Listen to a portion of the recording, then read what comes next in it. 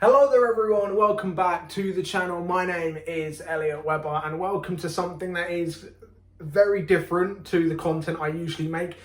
In hype of the upcoming Fast X, as it's being titled, I thought, why don't I give everyone my views on the Fast and Furious franchise and rank all 9 of the main movies. Of course, I will not be including Hobbs and Shaw, the spin-off movie, because I could have done, because it's just as bad as some of the movies on here. But yeah, without further ado, let's get into my 9 rankings.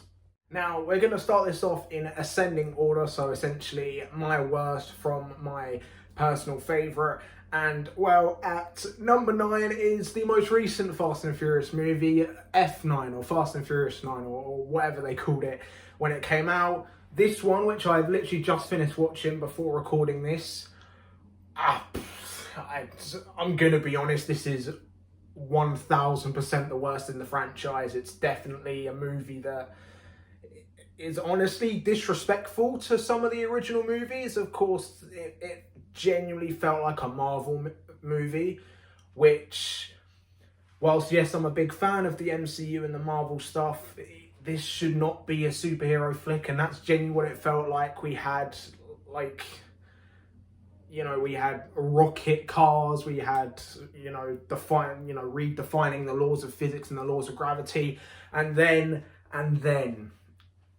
we had Roman and Tej in space to destroy a satellite. Really? Come on. I wanted to get that straight.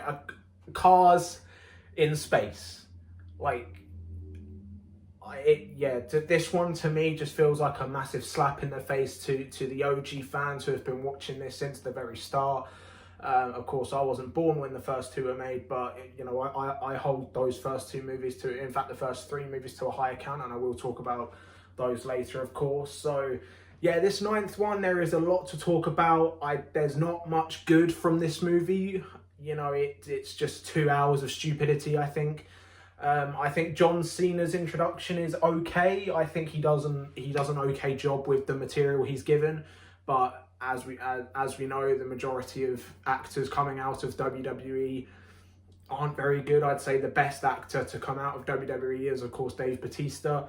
I think John Cena does an okay job. I think having him as Dominic's mysterious brother who disappeared for 20 years, I think they did well explaining the backstory to Jacob, which was pretty good. They explained that they also explained as well that turns out it was Jacob who killed their father and not this other racer, which of course was a nice callback to the first movie where it was explained that Dominic had beaten a guy with a wrench because he supposedly killed his father. But no, the fact that they said it was Jacob, I think, gave more animosity between the 2 brothers, which I think was pretty good. That was, I think, written well, but everything else was just written terribly. We had this Scandinavian rich guy called Otto. I think he was pointless to this movie. He did not come across as a villain in any way. I think Cypher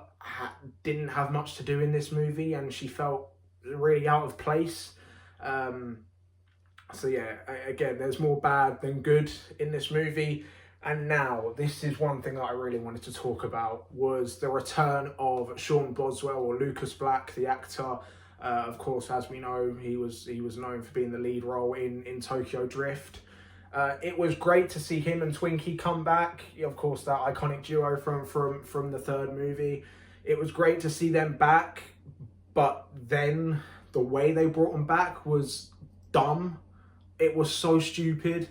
They brought them back that they were both in Germany working on this rocket-powered Pontiac. What? Again, what? Like, the last time we saw Sean's character was, of course, in a cameo in Furious 7 when Dominic was finding out what happened to Han in his supposed death, another thing we have to talk about. So he's gone from being the Drift King to being a scientist in Germany. How do you have that career path? that's the dumbest thing, and it's honestly a massive disrespect to Tokyo Drift as well, and a disrespect to the entire character. And then again, as I mentioned, Han bringing him back from his supposed death was so dumb, especially because this was not the first time that they had faked someone's death in the Fast and Furious movies. So yeah, again, it seems like a massive slap in the face to the Tokyo Drift fans like myself. And the majority of time I was watching this movie, I was either laughing at how dumb it was or just shaking my head in disappointment. So yeah, there's not much else I could say. And as one thing I did like though was Sean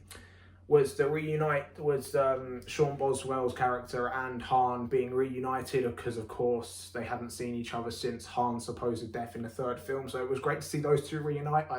That was quite a wholesome and heartwarming moment for me.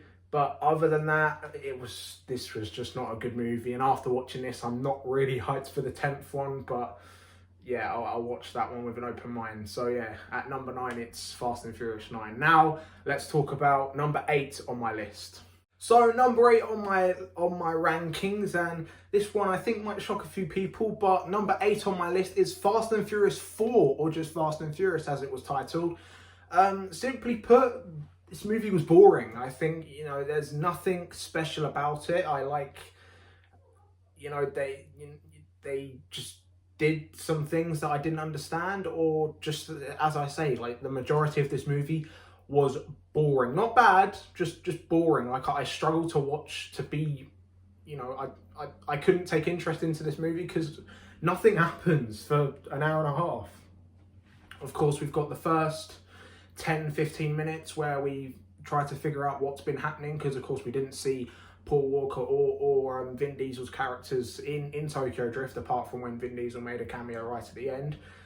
So yeah, it was just, obviously it was great explaining what had happened since the second movie, because of course we know Paul Walker was after defeating the drug cartel guy. I can't remember his name. I'll probably remember that when I get to Too Fast Too Furious. But yeah, so it was great explaining that Paul Walker returned to the FBI and was now working in some sort of special division there, and Vin Diesel was back in LA, I think. Oh no, he was in Cuba, I think, or something like that. He was somewhere, I can't remember where.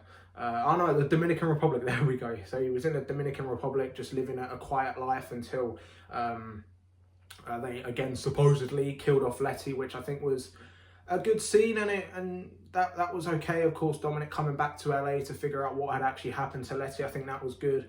But then yeah, the rest of the movie's just there. It's like there's no spice or pizzazz to it per se, and it's quite a shame. And also a big shame is that they retconned Tokyo Drift out of the timeline until Furious 7, where they then killed off Han and decided to retcon Tokyo Drift back into the franchise, which I don't know why that took over 10 years to do, but fair enough. So yeah, it's just a boring flick, it's okay because there are still some street races in this one. So yeah, but other than that, there's just nothing. It's like they go to Mexico, come back from Mexico, then go back into Mexico, and then Dominic gets arrested right at the end of the movie, and that's about it. I basically just told you the whole movie in like just 10 seconds. Yeah, Fast and Furious 4 is definitely not for me either. Yeah, it's not stupid like Fast and Furious 9 or any of the recent other movies, but it's just, there's nothing in this that makes this movie interesting for me. So yeah, at number 8, it's Fast and Furious 4. Now let's move on to number 7 on my rankings. So number 7 on my rankings, and I think this one, I think I've misplaced this one, but I just couldn't put it higher than any of the other movies. This one, number 7 on my list is Fast and Furious 8, or The Fate of the Furious, as it was originally titled. The reason, I honestly, as a story and as a plot and as a movie, I'd put this actually higher than, I'd put this number 7, but the only reason it isn't number 7, it's because this movie there's too much comedy to take itself seriously, and it does feel like that this movie is just believing in its own stupidity. Like, there are some dumb stuff in this as well, like the submarine scene at the end. That, again, that was dumb. And I think how Roman managed to survive getting hypothermia or frostbite is, again, dumb. I like the idea of Dominic turning on the family to get his son back. I think that was very interesting. That was probably the most interesting part of the movie. For me, it was an interesting idea, but then at the same time, turning Dominic evil makes him a massive hypocrite, considering in the 6th movie, especially, he goes on about how you don't turn your back on family, when that's exactly what he did, purely to get a part of his family back. So that was pretty confusing, but it was very interesting. Again, this was, of course, the introduction of Cypher into the film, and I think, again, she's an okay villain, but then to say that she was also working with the 2 previous villains of from 7 and 6, I think that's hard to believe. But yeah, as I say, I think Vin Diesel actually did a really good job. I think acting wise, this is probably his best performance, which sucks, because as I say, you know, I'm very in between of this movie being good and this movie being bad, but I think, again, there's more bad than good. So yeah, it is an interesting plot, and I do like it. And I also liked the scene where they take control of the cars and the cars drive themselves and they all crash to get, I believe it was some type of Russian ambassador. So yeah, I think that was interesting. But yeah, other than that, again, there's not much to talk about in this film. As I say, Vin Diesel's acting was, I think, the best of the entire franchise, which again kind of sucks, because yeah, this is probably not the best movie to show off your acting ability. One thing I will say is that Jason Statham's given more to do in this than he is in his previous in the previous movie, Furious 7, which we will talk about next. Yeah, I'm glad Jason Statham was given more to do in this movie, but the fact that he was given more to do when he wasn't the villain kind of sucks. But yeah, I'm glad Jason Statham finally got to show off his ability, or lack thereof. I mean, let's be honest, all Jason Statham can do is just, you know, be a hard man from Britain. That's pretty much all his acting ability is. But yeah, I think as well, Jason Statham does have some comedic moments. I believe, you know, the scene where he's on the plane with Brian Toretto, of course, Dom's son. I think that was some of the funniest parts of the movie. I think as well, Roman and Tej do have this great comedic chemistry together. Of course, we know Roman and Tej are definitely the comedy duo of the crew. But yeah, other than that, it's just, again, a bit of meh. I do like how Helen Mirren was introduced into the franchise. I think she does well with, of course, the limited material she's given as well. I think Helen Mirren does, of course, an excellent job in everything she's in as well. And I do think it was quite comedic how she was brought in as the Shaw brothers' mother. That was pretty interesting. So yeah, that was Fast and Furious 8, an okay movie, something that's enjoyable, but you can't take too seriously because it doesn't take itself seriously. That's my main issue with this. I think if this movie took itself seriously, it would be much better and much more enjoyable for me. So yeah, that was number 7 on my list. Yes, now let's get into number 6. Almost halfway through already. So number 6 on my rankings, or pretty much halfway through now, and I sort of mentioned it in the previous ranking. Number 6 on my list is Furious 7, or Fast and Furious 7. Now, I was gonna put this quite much higher because I'm going to talk about the ending straight away. I think the send-off they give to Paul Walker, of course, after his tragic death whilst filming this movie, was really good and a really touching send-off. It actually made me cry, which was really good. well, not really good, but it was a great send off, and the most respectable way, I think, to say goodbye to what is essentially what was at the time the face of the franchise, the man who made this franchise into what it is today. Well, not into what it is today, but definitely set the stones of the Fast and Furious franchise, and that is Paul Walker, of course, an excellent actor who was taken from us far too soon. So yeah, I think that's the best bit of the movie, which is unfortunate because it's got something that's got nothing to do with the overall movie. But yeah, that was my favourite bit for me. Is that was the best way to say goodbye to a beloved actor.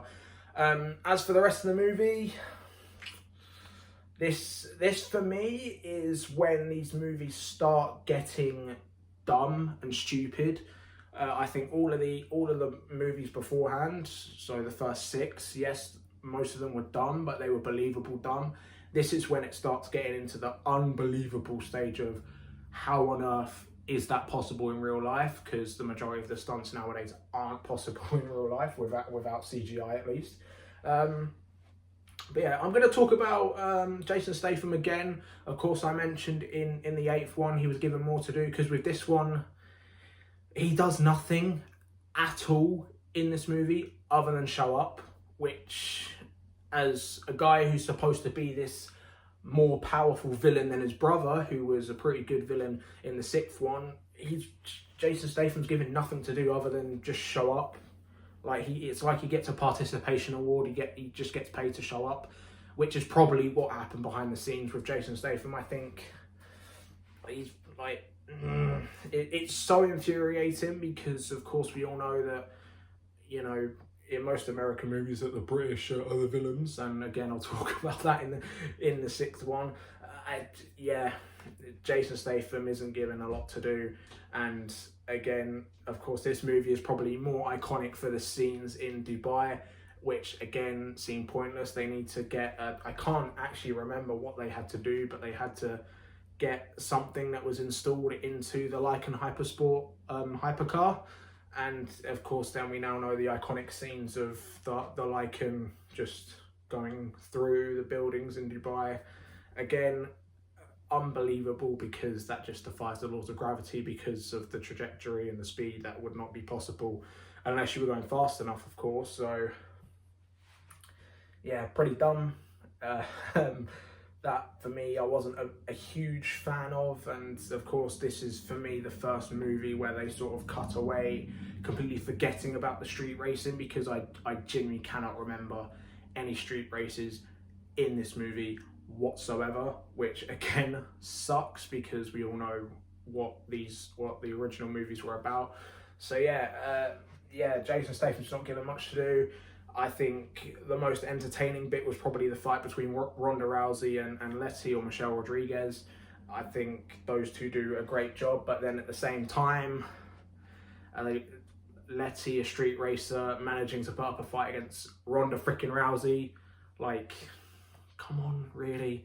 And again, Ronda Rousey just plays herself, like with most most fighters turn to actors. I mentioned this with John Cena. Like, I feel like the only reason she showed up was because she's Ronda freaking Rousey. So yeah, this movie for me isn't too good. Again, the only reason I'm putting this above Fast and Furious 8 is because of the goodbye send to Paul Walker, and because this movie at least takes itself seriously, which, as I mentioned, that's why the 8th one is lower than it probably should be. But yeah, this movie is probably the last of the ones that you can take seriously, and it does take itself seriously as well. So yeah, that's number 6. Now let's get into the final 5, you could say. Now let's move on to number 5 on my rankings. So we have finally reached the top 5, you could say, and number 5 is Fast and Furious 6. I think honestly, I think I've put Fast and Furious 6 in the right place. It's definitely better than the previous 4 that I've mentioned, but it definitely is not better than any of the 4 that I'm going to talk about. Of course, the sequel to Fast and Furious 5, and this movie is not as good as Fast and Furious 5, but it's definitely better than Furious 7, which is why it's pretty much exactly in the middle. It's the definition of mid. To be honest, this movie is pretty mid, which is why it's number 5. Talking about the villain, Owen Shaw, played by Luke Evans, of course, a tremendous actor. I think, again, he does well with the material he's given. I like, as well, the plot, the main plot, is that Letty is somehow alive, and they explain it in a way that's not only... It not only does Letty coming back make sense, it's also believable. Like how we're like in the 9th one with Han coming back, and it's just a magic trick by Mr. Nobody. Come on, I didn't believe that from the 9th one. But with this one, it's just the fact that she did survive the explosion that supposedly killed her. She was just taken in by Owen Shaw, and she lost her memory, and that's fair enough. So yeah, and obviously she luckily gets that back at the end of the 7th one. But yeah, I do like how at the end of the movie, when she's no longer a bad guy, she just doesn't have her memory still. She just remembers certain bits. So yeah, I like it. That was the interesting bit for me, is of course Dominic, his main goal is to get Letty back. He probably doesn't really care about Owen Shaw. But yeah, Owen Shaw, he does or Luke Evans, I should say, the actor Luke Evans does a good job. But to me, it's just he's a traditional British villain in an American movie. You know, I honestly, some people might not like this, but I did like the scene with the tank at the end. I was talking to my girlfriend about it, and she wanted me to mention the tank bit. So yeah, the tank scene, pretty good. It was okay, I think. Like, let's be honest, we've all, you know, if anyone's played GTA, and I know the majority of you have, stealing a tank from the military base and running over cars, yeah, it basically felt like a GTA film, to be honest. Yeah, I liked the scenes in London purely because of the Americans' view on London or British street races, because they were just so unrealistic. Of course, if you've seen the street race scene where Rita Ora shows up for some reason, where it's Dominic and Letty having a race in muscle cars in Britain, yeah, it seems like that they did a massive fictionalization of British car culture, because if that was realistic, they'd be in Ford Fiestas outside McDonald's chatting up the year 7s.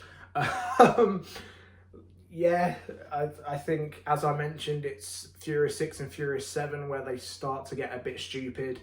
And in fact, talking about stupid, the scene at the end where Dominic is flying through the air to save Letty, that was the first of the dumbness, especially because they both survived with no scratches whatsoever. I did like how at the start of the movie that they all show what the crew have been up to ever since getting a lot of money from the 5th movie, where they robbed the drug guy, again Herman Reyes, I believe his name is, but we'll talk about the 5th one in a sec. Yeah, interesting plot overall for Fast 6. Interesting plot with Letty turning bad, but that's the most interesting bit. I liked the scenes with those ramp cars. Of course, again, if you've played GTA, you know what I'm on about with the ramp cars that they took inspiration from. They were quite cool. I liked the noise of them. The noise of the engines sounded very, very V10-ish.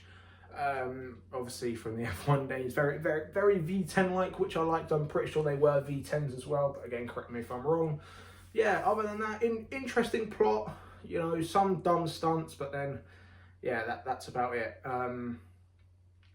So yeah, other than that, that was number 5 on my list. Now let's get into number 4. So number 4 on my rankings, and I don't think many people will be surprised with where I've placed this movie. Number 4 is Fast and Furious 5, or Fast 5 as it was known as. When I rewatched this, when I was rewatching these movies in preparation for this video, I was actually really surprised by how good it was. It was much better than from what I remember from watching it the last time, which was a couple of years ago.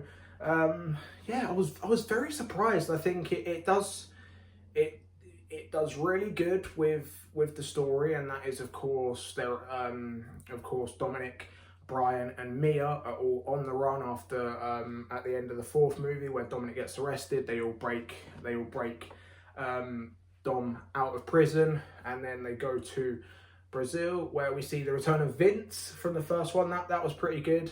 I liked how when they brought back Vince, that there was still some animosity between Brian and Vince, because of course at the end of the first movie, we know that Brian was a cop, and Vince still holds a grudge for him for that, or holds a grudge to him for that. That was pretty good. I liked that there was some animosity between the two, and I liked how a job that Vince created actually fuels the rest of the movie through, and that is they steal some cars from Herman Reyes, who has a chip which I believe holds codes to a vault which holds all of Herman Reyes' money, who was I believe he was a drug cartel owner or leader or something like that, something to do with the Brazilian cartel, I'm sure. That was a very interesting bit. I actually, and a lot of people might not like this, but I do like the introduction of The Rock into this movie and into the franchise. I think the rest of the movies he's out of place, but in this movie he fits right in to his character. Ironically, Dwayne Johnson plays his character quite well, which it is just a shame that his character is himself. But yeah, of course, Dwayne Johnson is introduced into this movie as Luke Hobbs, who is a DSS agent who is tasked with hunting down Dom and his crew, which I think was really good. I also liked how they left the fight scene between Dom and Dwayne, or well, Dom and Luke Hobbs. So you know, I'll alternate between the actor and the character. But yeah, I liked how they were building up tension for the Dom and Luke Hobbs fight, and I liked how that came in halfway through the movie, because they then agreed that they weren't the villain, it was actually Herman Reyes, and so they just simply decide, Dom and his crew, that is, they just decide, screw it, let's rob it, and let's just pull off a heist. Let's go full Grand Theft Auto. Let's pull off a heist and let's get rich, because I do think everyone had about 50 million, I think, at the end of the movie. So yeah, pretty good. I think the best movie of the modern iteration of the movies. By that I mean the best one of the lot that isn't the first three, because you can guess the top three by now. Yeah, this movie was much better than expected. There was the comedy in it, which of course mainly pulled off by Roman or Tej or even Brian or Paul Walker. The comedy between those three was great, because of course those three were sort of they carried the second one. Yeah, it was great because there were still some street races in this, or well, there was a street race where Han, Roman, Dom and Brian all steal cop cars, because they need cop cars to be able to pull off the heist. That was, for me, my favourite part of the movie, I think. And as well the secret, or well, a potential secret that Dom may be like Brian Winter, was very comedic as well.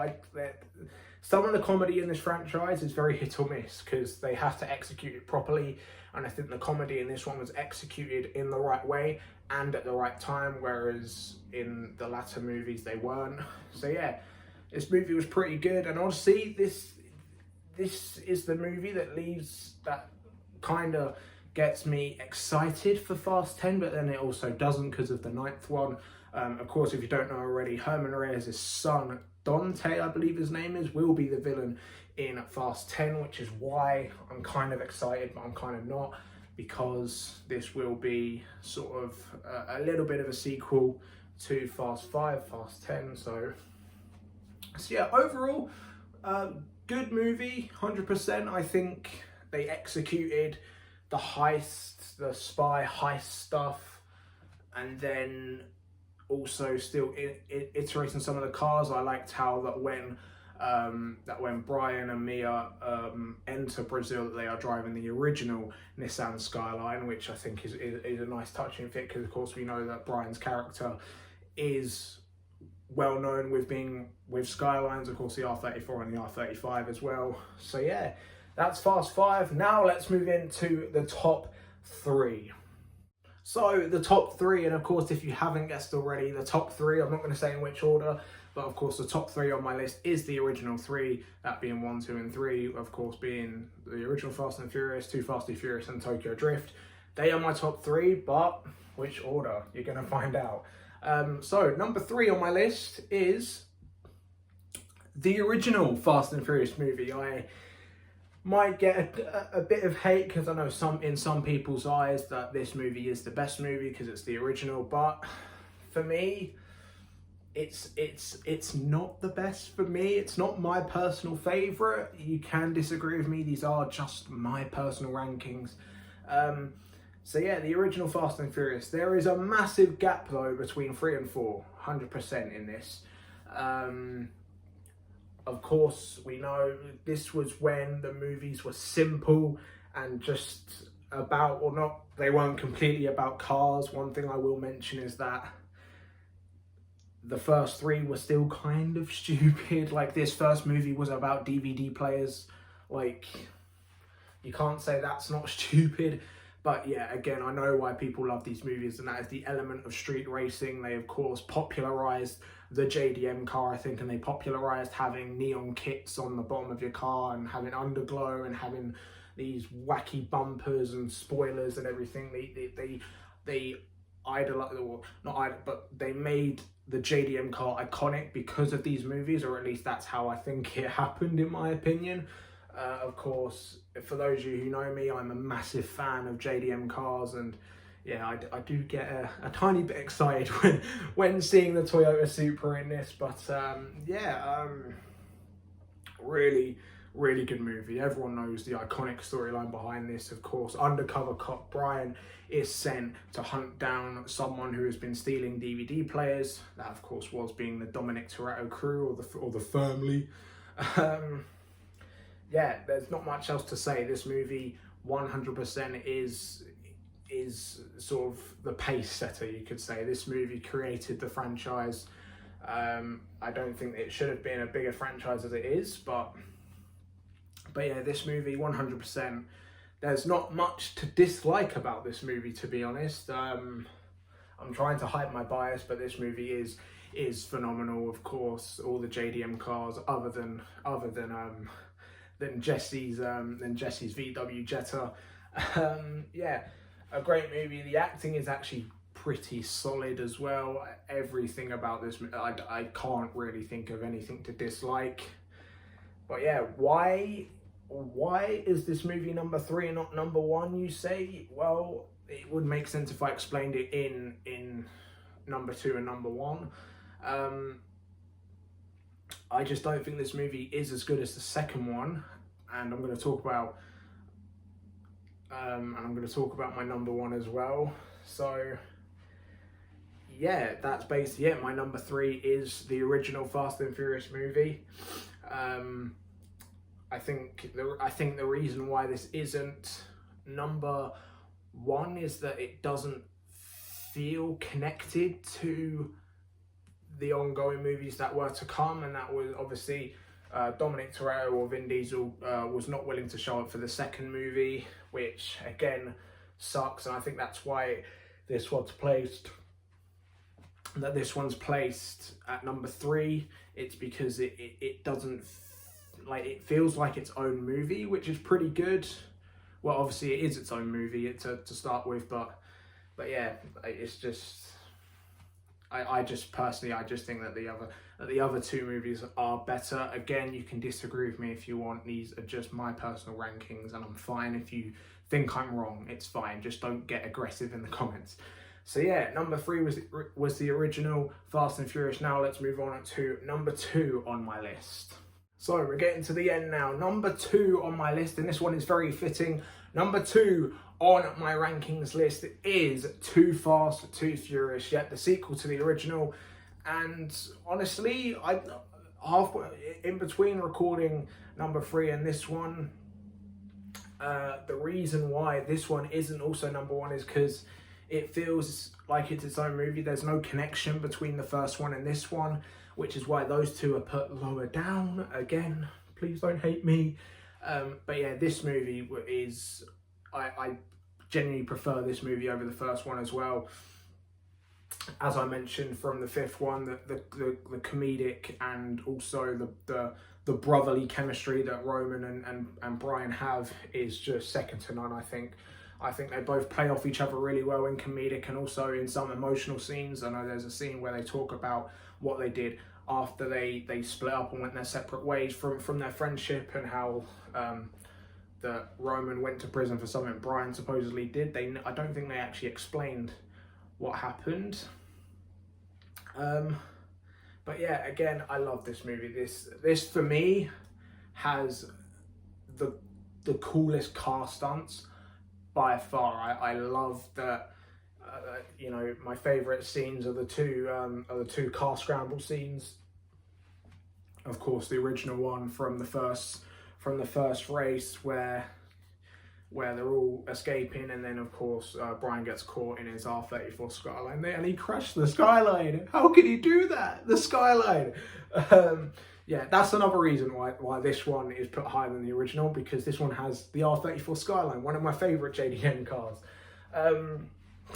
But yeah, so great movie. I feel like as well they did really well with the villain, that being of course Carter Verone, who is a drug lord who the FBI are trying to take down, and they want, simply put, they want Paul Walker and Roman Pierce to work together and to take down the criminal, which of course they do. Again, talking about my favourite scenes is the car stunts, and again we have to talk about the scene where Brian does a handbrake turn on a highway and he's just flipping Roman the bird whilst driving backwards. For me, that's the coolest scene in the entire franchise. It's just so cool because it's executed so perfectly, and yeah, it's just brilliant. It gives a smile on my face every time I talk about it or every time I see it. So yeah, that's number 2, and I think you can sort of guess what number 1 is, so let's get straight into that. So of course, I'm going to get straight into it. Number 1 on my list, my personal favourite Fast and Furious movie is Tokyo Drift. Yeah, that is right, and I'm going to talk about this one. So, the reason why this is number 1 is, simply put, it's its own thing. Yes, it's a part of the franchise, but it is its own thing. Now, I know I'm probably going to sound like a hypocrite for complaining that 1 and 2 were disconnected. The whole reason why is because they're disconnected, but they were marketed as if they were both connected together, but there's no connection between the two. It's just like, yeah, Brian was in the first one and he's also in this one, but he's in a completely different city doing a completely different thing. So that's why. But with this, it stays true to it doesn't do anything silly. It takes itself seriously. It holds itself to a high regard. This is, for me, my personal favourite as well. Of course, I mentioned I'm a big fan of JDM cars. I'm also a big fan of Japanese culture, and I've always wanted to go to Japan. And I think this movie does a great way in being respectful to Japan. And it gives, and you know, I can sort of relate to Sean Boswell in that he goes to Japan and he feels completely out of place, but then finds himself getting into the culture and being with the people. Of course, we know that, of course, at the end of the film, he goes on to become the DK, the Drift King, who in fact was in this movie. You may remember when Sean was learning to drift in his red Mitsubishi Evo. One of the fishermen, the one in the blue coat, I believe it was, that is the actual Drift King. That is the man who, he didn't invent drifting, but that is the man who is the current Drift King. And I don't think that title will leave him until he is unfortunately no longer with us. So yeah, to have the actual real life Drift King in this movie, absolutely phenomenal. And yeah, this movie does great with being respectful to the Japanese culture, but also being respectful to drifting as well as a sport. Anyone who's watched drifting knows it is a phenomenal sport, and undoubtedly holds some of the best drivers in the world. James Dean, I'm looking at you, stop beating everyone, please. So yeah, this movie for me is just perfect. Yeah, that is, you know, Tokyo Drift. This is my personal favorite. As I say, it has so much respect for the Japanese culture. It has so much respect for drifting, and yeah, it's just a brilliant car action flick. And again, this one was genuinely about the cars. You know, the other ones were about taking down cartels, but in Japanese cars. The first one, as I mentioned, was about DVD players in cars. This one is genuinely just about the first DK, or the DK in the movie. I believe Takashi, I believe he's called. Yeah, Takashi. The whole reason this movie kicked off was because Takashi was threatened by an American stealing his thunder. Like, this movie is genuinely about this is the only movie genuinely about street racing and cars. That's why this, for me, Tokyo Drift, in my opinion, is the best movie in the franchise, and no one can prove me wrong. So yeah, and that's it, guys. Those are my rankings from 9 to 1. Let me know your thoughts in the comments below, guys. What is your personal rankings of the Fast and Furious movies? Are you excited for Fast and Furious 10 coming out May 19th? No, I'm not sponsored, but Universal, hit me up. And yeah, that's pretty much it, guys. If you're new around here, be sure to like this video, share with your mates as well, because it of course does help my channel grow. And as always, press that red subscribe button, because we are firmly on the road to 200 subscribers. Thank you guys so much for watching. I will see you guys in the next one. Goodbye.